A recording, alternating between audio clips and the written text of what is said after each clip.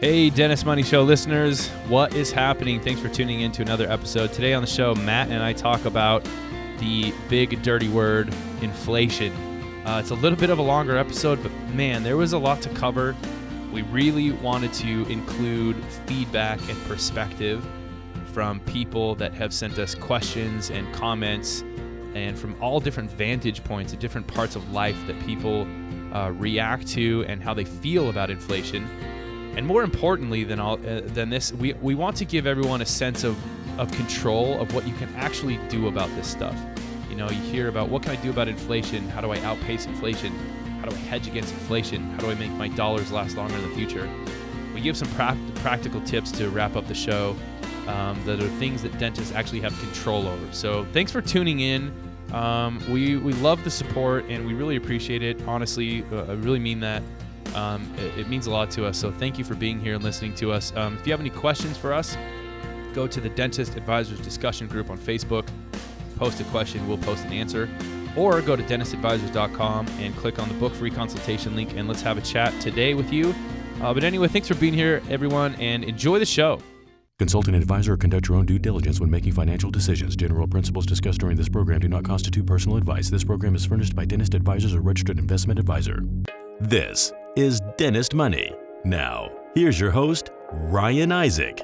Welcome to the Dentist Money Show, where we help dentists make smart financial decisions and avoid the bad ones along the way. I am a guy named Ryan Isaac, a human, if you will, here with another human, one of my favorites, the Hollywood Mountain himself, Mr. Matt Mulcock.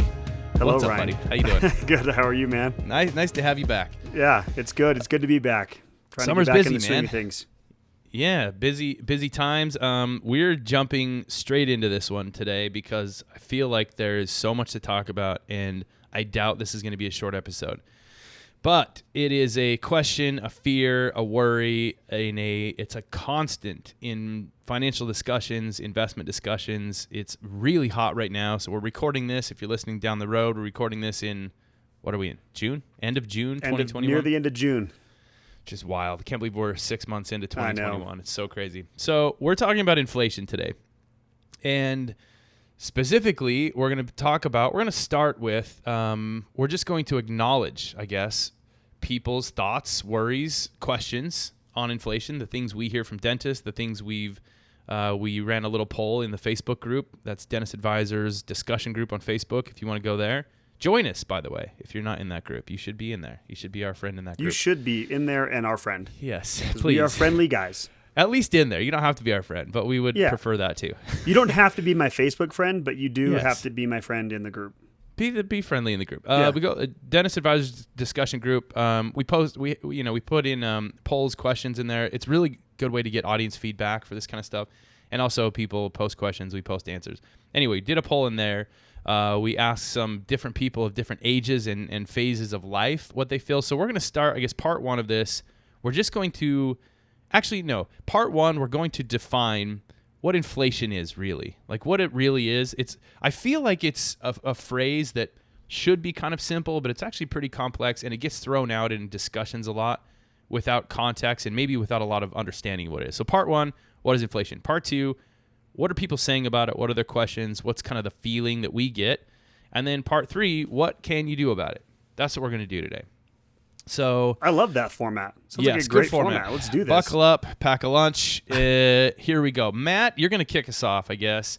How do you want to educate us on what inflation means? What does this actually mean for us? Yeah.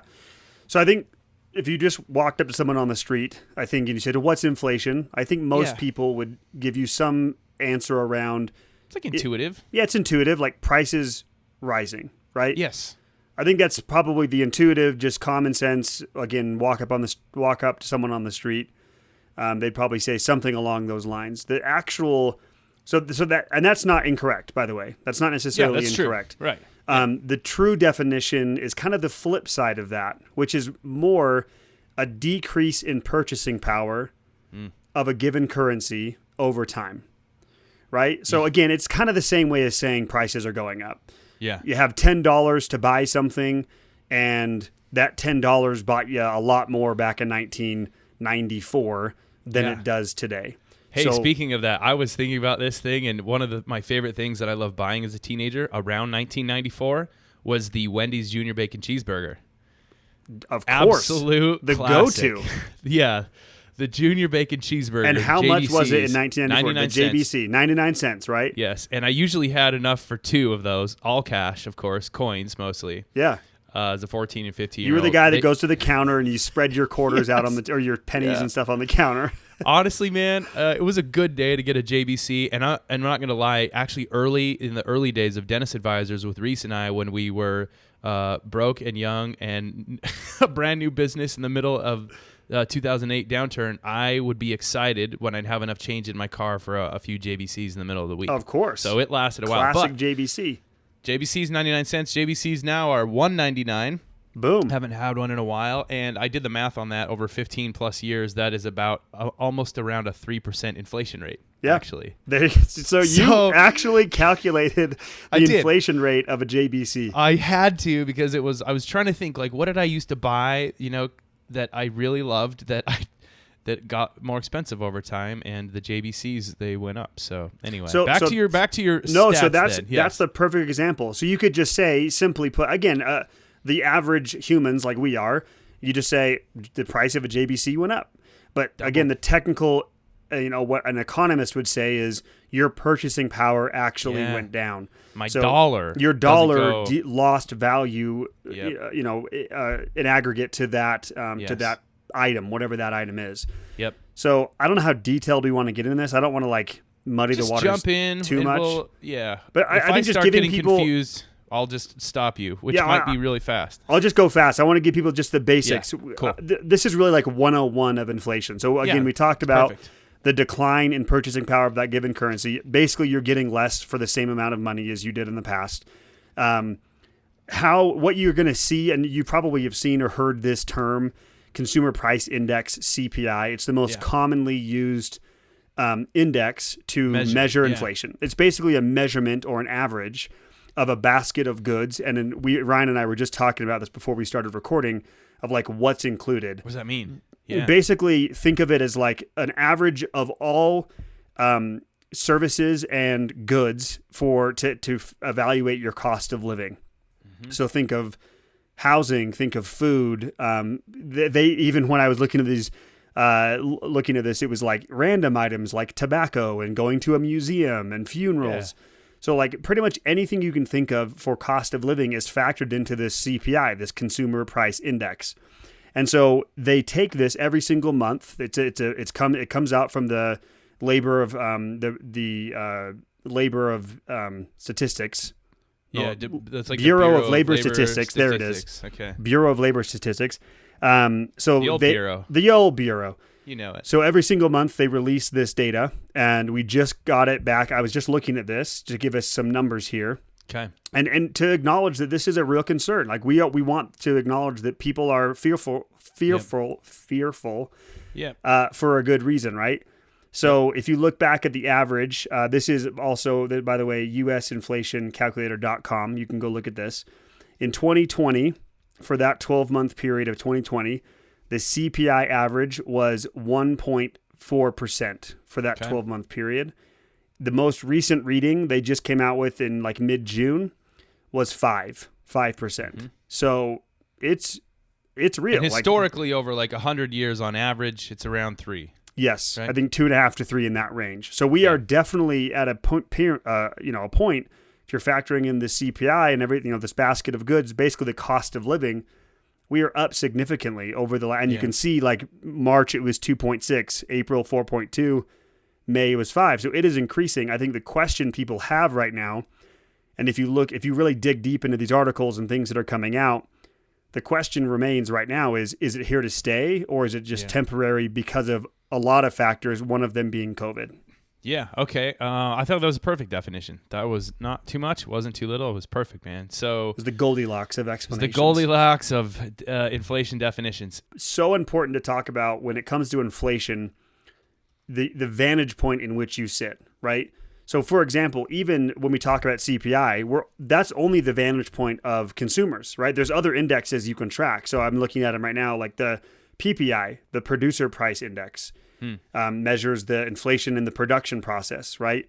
You can track the employment cost index. So like depending on the vantage point you're at, some of these indexes, one might be favorable for wherever you're sitting, where if you're sitting somewhere else, it might be a disadvantage. And you mentioned one that I want to hit on really quick because it's a hot topic, being real estate. Yes. Right now, I have people that I know in my life that are first-time home buyers, right? Or that they're trying to be a first-time home buyer. Right? Whereas I own my home. Well, the very thing that is impacting with it being, inflation of homes right now, it's out of control all over the country. Yep. It's an advantage to me because I own the home. I own that asset. Yep. It's a disadvantage to people like my brother-in-law who does not own a home yet, or a good friend of mine who doesn't own a home yet. Yep. It's painful to him where I'm sitting here saying, I bought my home 3 years ago. I'm looking at prices now and I'm like, holy cow, I have built so much equity in my home. So vantage point is really, really important when it comes to this topic. I love that. And let's name some vantage points. One would be age, right? Yep. If you're 20 or 30, maybe even 40 like me, maybe it doesn't weigh on you as heavily because you kind of think in terms of like, I have a lot longer, right? I plan on working, universe, God willing. I plan on working for, 30 more years. Like I also am in a home I want to say that I own, but the bank does. Yeah. But I'm already here, right? I bought it with their help. Right? Yeah. You live in it. You're renting it from the bank. Yeah. As of right now, this could change in a heartbeat, but me and my family aren't heavily dependent on any medical care, medications, medical procedures. Like as of right now, as we're recording, can change, 5 minutes from now. Who knows? But those are vantage point: age, home ownership, health status. Some of these things are not things we have control over either. Like you can't just be like, well, inflations or markets or economies aren't great. I'm just going to hop in the time machine and go back to when I was 40 or 20. Exactly. Or health conditions are out of our control sometimes. And yeah, I think any more come to mind for you? I think vantage points are huge, man. No, age, health status, home ownership. Business ownership. Yeah, I was going to say whether you an employee, own a practice or you're an associate in a practice. Mm-hmm. I think age is a big one, right? Because we've talked about this where like I talked to my dad who's been in real estate his whole life. And I remember talking to him about back in he lived through the 70s and 80s. He was working in real estate and he remembers when, interest rates on mortgages were like high teens and even 20% back in the 70s and 80s. So he's going to have a different perspective when inflation comes to mind. Someone like my dad or the older generations are going to probably have a little bit more like deer in the headlights, like, holy cow, I don't want to go back to that period, where us and younger people they're told it should be scary because maybe the media is telling them that, but they don't really viscerally feel it because they've never experienced it. Let's talk about these vantage points then. We went, again, shout out to the Dentist Advisors discussion group on Facebook. If you're not a part, go be a part of that. But I posted a question. My question, and I did this, 3 or 4 days ago. I asked, when you hear about inflation, what, if anything, comes to mind or worries you? And there were 15 answers here. And I'm just going to roll through these because these are from dentists. I don't know all of these people. So I'm just going to assume I know some of them. Some are practice owners. There might be some associates or just W-2 employees in here, men and women, young and older, and a lot of perspective here. So I'm just going to go down the list here. Number one was the worry about being contracted with PPOs and not having power or control as prices go up to contact your PPO and be like, hey, I need more money from you guys. Yeah, that's legit. So, that's a legit fear. Being beholden to PPOs as a dentist owner. And I was just going to say this really quickly. I'll say it now. The ownership, that's a vantage point, right? Owner or employee, that's a vantage point difference. There's pros and cons to that though too. If you're just an employee, and inflation starts affecting your employer, you're just getting paid your production, right? You're getting paid your production. So maybe it doesn't impact you as much because you at least you just don't have to deal with the rising costs of all kinds of things: supplies, marketing, overhead, people. But as an owner, as a business owner, you have more control over growth if you choose to. You can choose to add chairs, locations, producers, Continue to grow your business. You can choose growth in some ways. Obviously, there's some things that'll impact owners that are out of their control, but they have more control than an employee does, which is one main complaint of being an employee for some employees. You know, like I don't have control over this business or my career.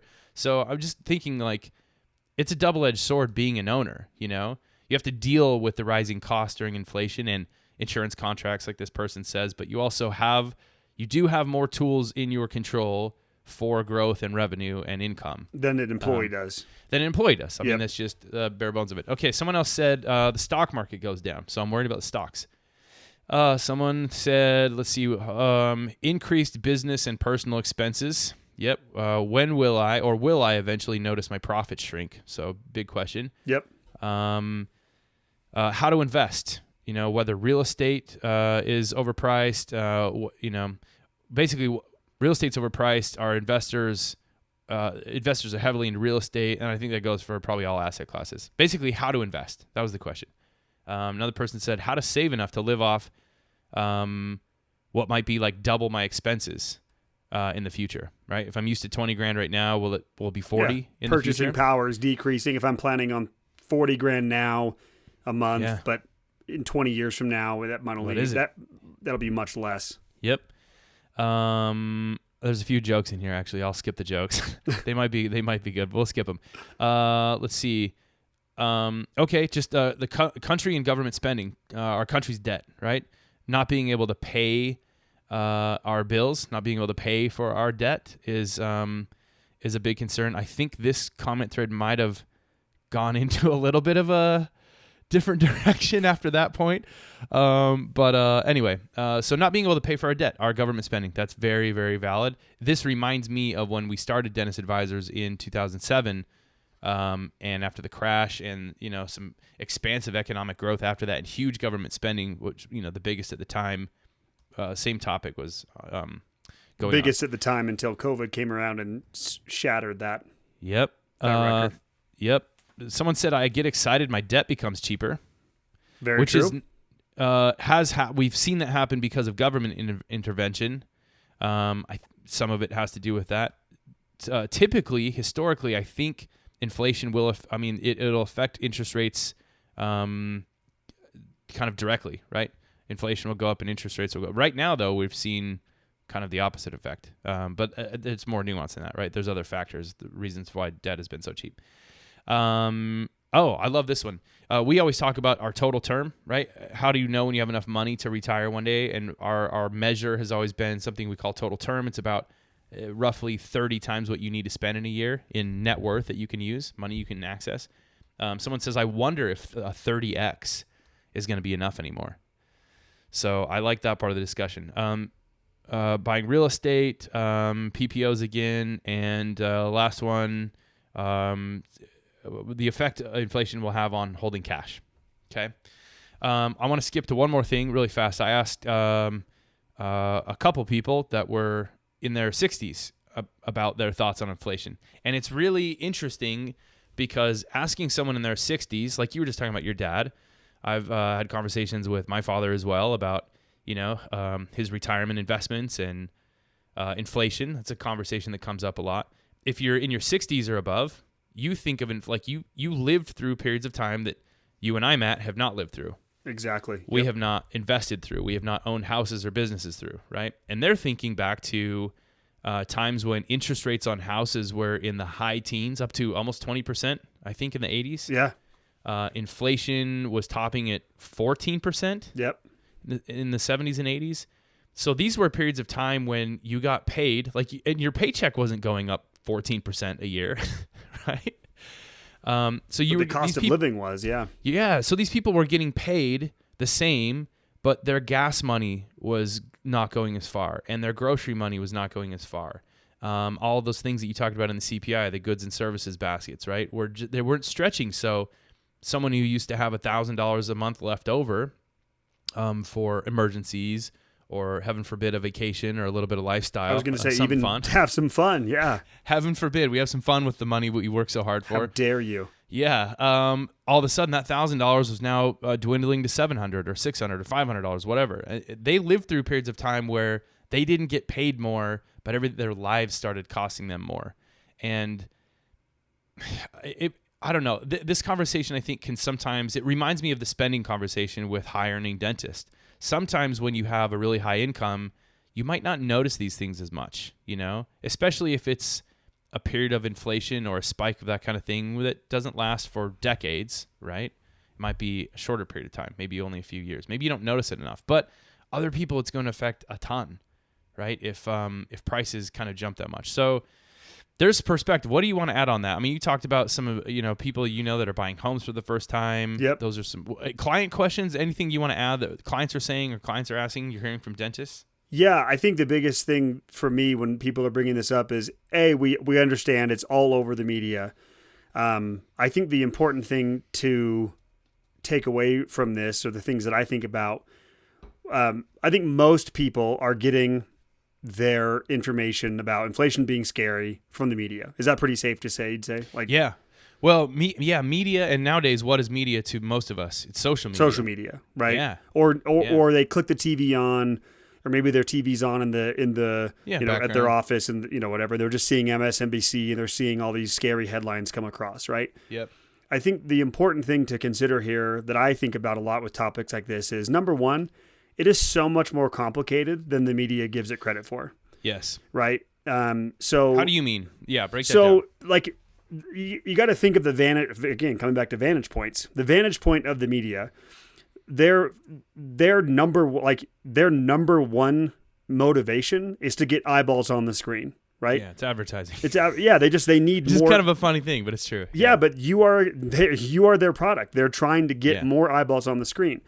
Yeah. So they're going to do two things. They're going to massively simplify the issue, because they're not going to talk like a Harvard economist, because you're not, none of us, including us here, are not going to know what they're talking about.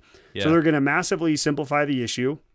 And then number two, they're going to their headlines or whatever they're talking about is going to be motivated by what's going to make you watch. Mm-hmm. Right. So, or tune in, or, read their article or whatever. Scary stuff, man. Scare Does you. It for me. Yep. This has been going on since the modern media was created. Right. So why do I highlight that? The reason I highlight that is because, again, it is more complicated than that's really important to understand that it's more complicated than the media is giving you credit for. And then again, they're never going to tell you something pragmatic or very prudent. They're going to say, this is the scariest thing ever since 2000. Yeah. They're going to use things like since 2008 or since runaway inflation since 1970. They're going to bring up those things to get you to watch. Yeah, well, and I mean, as a consumer of media and social media and news, I'm kind of a junkie on that stuff. I got to really hold back. I tune in. I totally tune in when I mean, you pull up a news page or whatever. I mean, if there's crazy stories going on, you stick around, And what I always think, what if the news said, hey, there's stuff going on, but honestly, if you kind of just keep 5 or 6 good habits in your life for decades, you don't really have to tune in. Maybe check back with us in a month or so. Yeah. Check back in later. Wouldn't be good business for them. They would be out of business. Let's talk about the. You and I were chatting about this, and the conversation around how inflation will impact. In the conversation, and we were kind of mentioning this vantage points and perspectives, but we were talking about how it arrives, right? In what areas does inflation get really ugly? When does it happen? So we're talking about the timing of it. How long does it last? So duration. How bad does it get? Magnitude, right? And in which areas of the economy? Because it won't be one of those things where you wake up one day and it's a news bulletin, inflation started. Today's the day inflation started across the board, and everything is out of reach for people's dollars anymore, because it doesn't really happen like that. No. Some things will continue to get cheaper that we consume on a daily basis. Yeah. My junior bacon cheeseburger? No. My first plasma screen TV. I was just going to say, a lot of areas of technology like TVs. Yes. They've actually had deflation. What I wanted to emphasize is it's not to downplay the seriousness of possible issues that are happening in the economy, right? Yeah, whether it's inflation or a stock market crash or the amount of debt we're taking on as a country and for sure. COVID and it's not to downplay the things that are happening, and not at all. Like we've had conversations with people recently that are like, this is scary stuff. And I don't downplay that. It is. Yes. There are some scary things, depending on how they play out, that could definitely be an issue. Again, not downplaying that. But I think to highlight, and again, we'll hit it in phase 3. Phase 3. That was my computer voice. Terrible. I like it, yeah. We'll hit on it, but there's only so much that you can do. And like you said, Ryan, this is no different. It's like insert whatever topic you want to insert as to why the market's going to crash.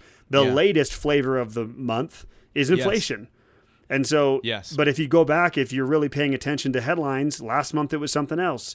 Mm-hmm. The last year was COVID, basically. Insert COVID.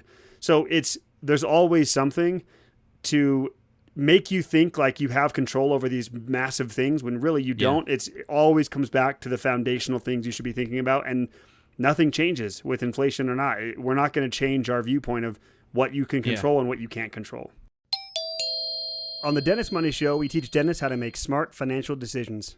You're correct. I mean, is that all it takes, Ryan, to make smart financial decisions, listening to our show? Matt, it's a good first step. But to put your financial future on the fast track, the next smart decision is to go to dentistadvisors.com. What you do there is you click on the book free consultation button right in the middle of the home screen, and then you schedule a time to talk with one of our very friendly dental-specific financial advisors today. I like that, man.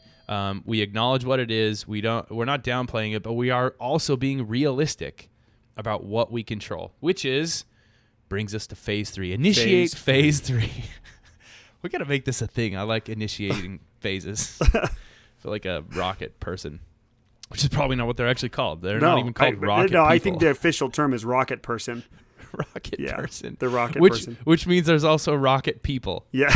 You know? I love that. All right. I made a list of 4 things we have control over. And I'm saying our audience, you guys listening, all of humans. You dentists. Humans who are dentists. Yes. Humans. Many of whom own practices or will own a practice in the future. I made a list of 4. I'm gonna outline them really quick, Matt, in case you want to add one, and then we'll just go back and run through a few of these and give some thoughts. Okay. Perfect. But these are areas I thought of that dentists actually have control over. And this is an inflation podcast, but this stuff applies to anything that could be negative in the future and could occur at timing that's hard to predict, magnitude, duration that's hard to predict, in ways that'll affect us that's hard to predict. But it will happen, right?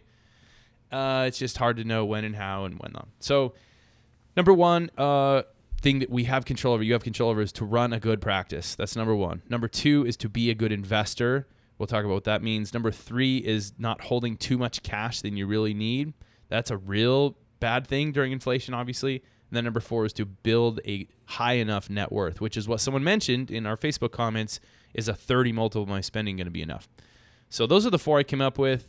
Run a good business, be a good investor, don't hold too much cash, and build a big enough net worth. So let's go to number 1. Number 1, run a good business. What do I mean by this? There are things you can control despite the fact that inflation will eat some of your profits. It will make you have to pay more money for your overhead, your staff, all the stuff you have to use as a dentist. You still have control over the way you're running that business. And if you're running even 3% less of a profit margin than you could be running right now, like now is the time to fix that, right? And the reason you might be running a smaller margin than you should be could be it's dozens of things potentially, right? And that's where good coaches and good consultants come into play. Why they have to be involved in your practice, and why, as a business owner, you should never stop thinking about improving your systems and your processes, and going over your costs with people, and making sure you're paying enough for the right things. Like, you get what you pay for sometimes, a lot of times in life and business, but not paying too much for other things that aren't necessary, right? And so this is marketing. This is what's happening with your uninsured patients. This is what's happening in your systems and processes of getting people back in to see you. This is the processes of getting people to accept your treatment plans. This is the way you treat and work with your team. I mean, this is so many things in a business you have control over that requires spending, and it requires other people to come in and help you fix or maintain or build.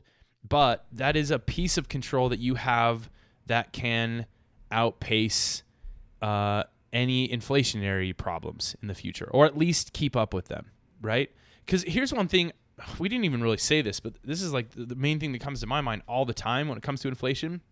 Whenever we hear about the predictions, the guesses, or the tactics, or the worries or fears, the main principle to defeat inflation is you have to put your money into things that'll grow more than inflation on average over time. Yep, own assets. I mean, that's you have to do that, and your practice is one of those things. Like, your practice statistically will be one of the highest growing, highest returning assets that you'll own as a dentist, and you have to make sure it's worth your money and time. What you're hitting on is focusing on that process that is repeatable, and again, putting all your time and attention there.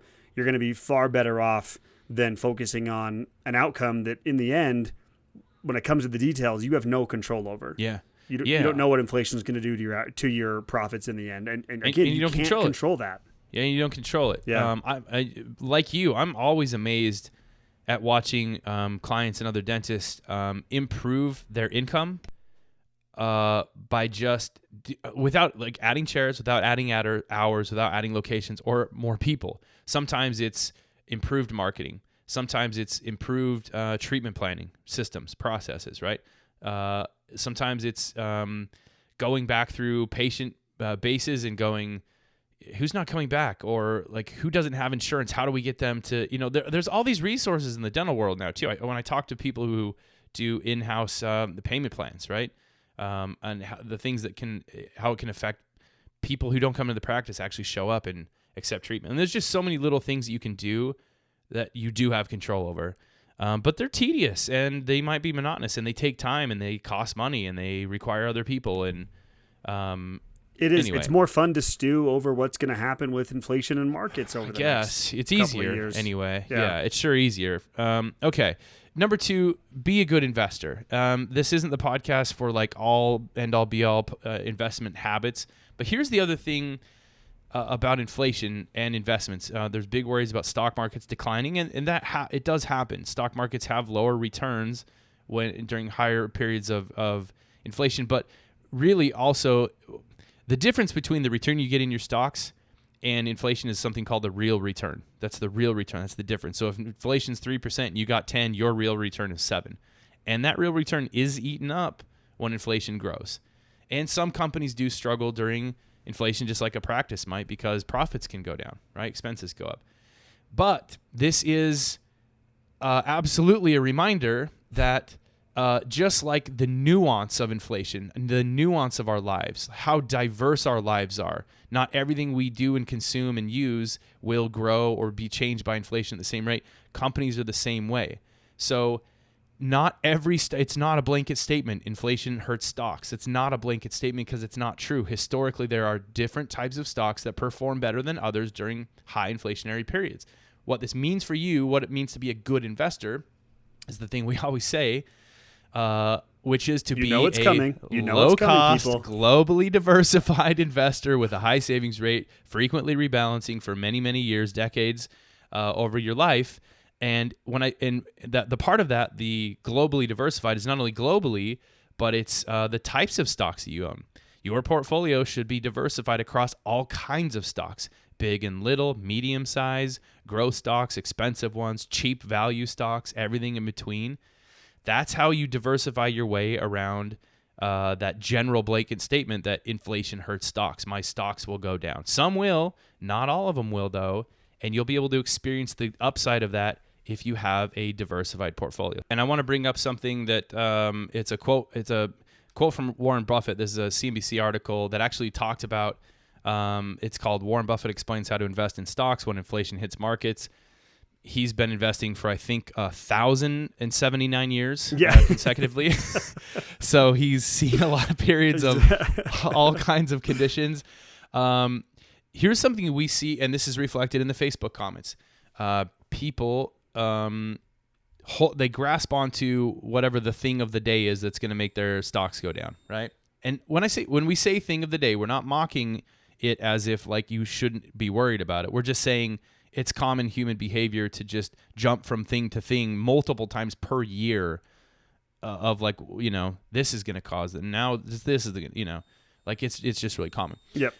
Buffett was saying, okay, I love this. I love this little piece of this quote. He's the first part of it. He's just talking about how inflation is real, and it does affect your returns. And being a smart, good investor with like consistent investor, sticking with things for a long period of time is kind of your key there.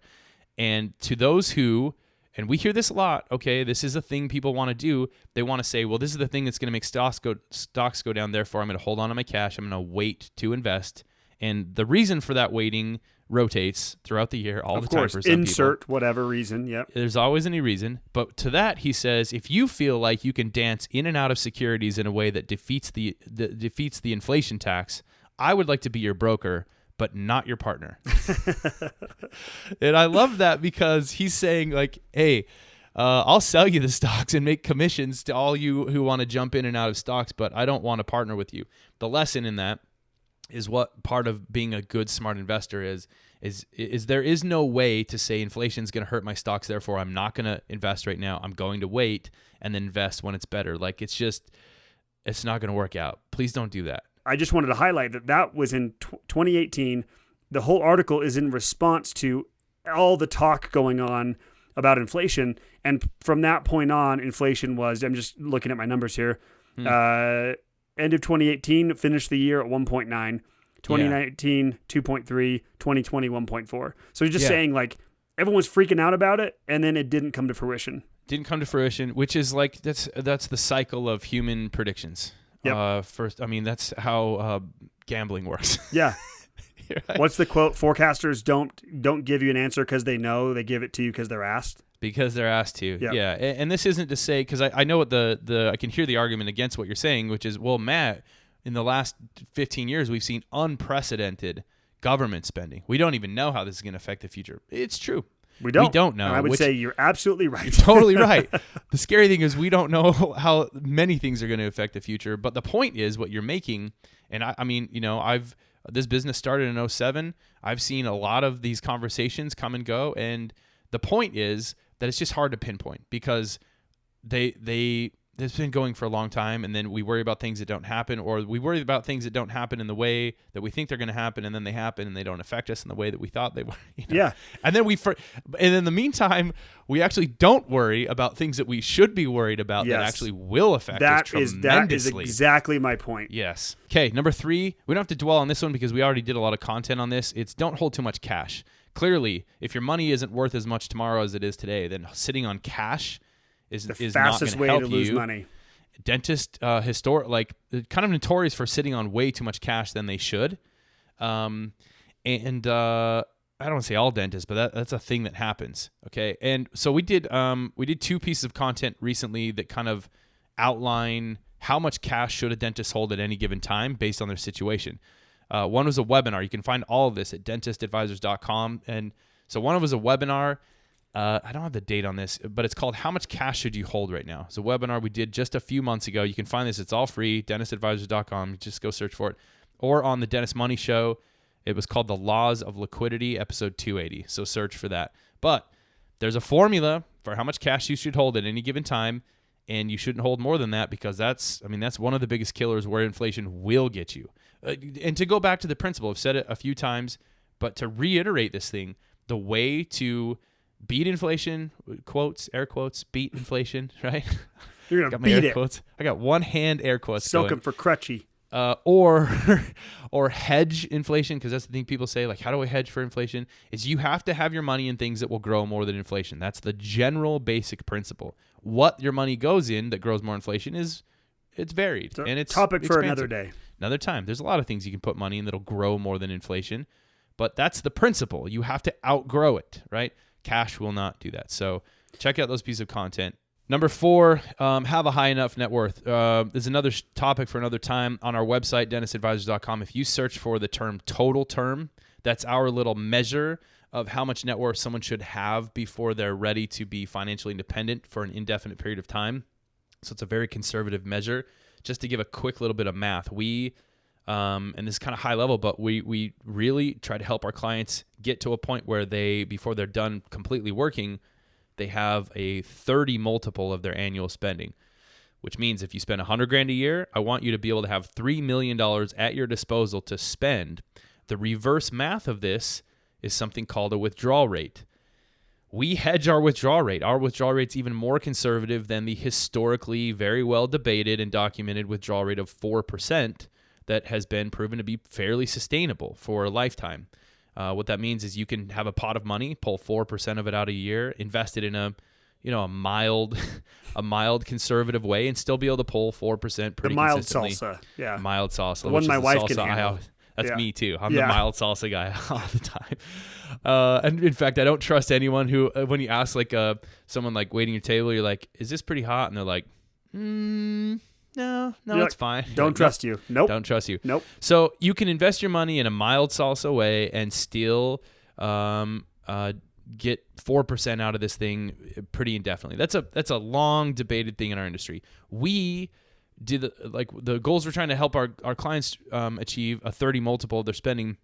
That equals about a 3.3% withdrawal rate, more conservative. So we're already kind of shooting for this point that might be a little conservative, but if there's high amounts of inflation for a long period of time, and if it just happens to catch your life, like when you're alive and when you're not working and you're spending money out of your portfolios, which you have zero control over, then hopefully hedging a little bit, on a 30 multiple or a 3.3% withdrawal rate, it should be enough. From the way I'm looking at people getting to like towards or close to retirement and in it, oh man, a lot of people are working a little bit longer because they choose to. They have income longer, and it's a big amount of money. I mean, having a 30 multiple of your spending is a big amount of money. And I'm watching people go well past a 30 multiple.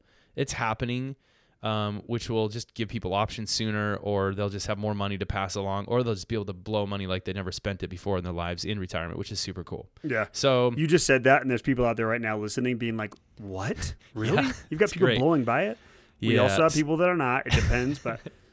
Yeah, so I thought that was just a good question because we talk about this a lot. 30 multiple of spending is going to be, it's a general high-level equation for financial independence, like when your work is optional. The path to building a 30x of your spending of net worth is it's years and years, decades path, and it is very nuanced with hundreds of little decisions and tasks every year that have to be organized and discussed and talked about, and it's a difficult path that is not easily done. That's why so many dentists don't actually get there. That's why the statistics show what they show about dentists in retirement, unfortunately. Yeah, and that's exactly why we don't call it a financial plan. We call this financial planning.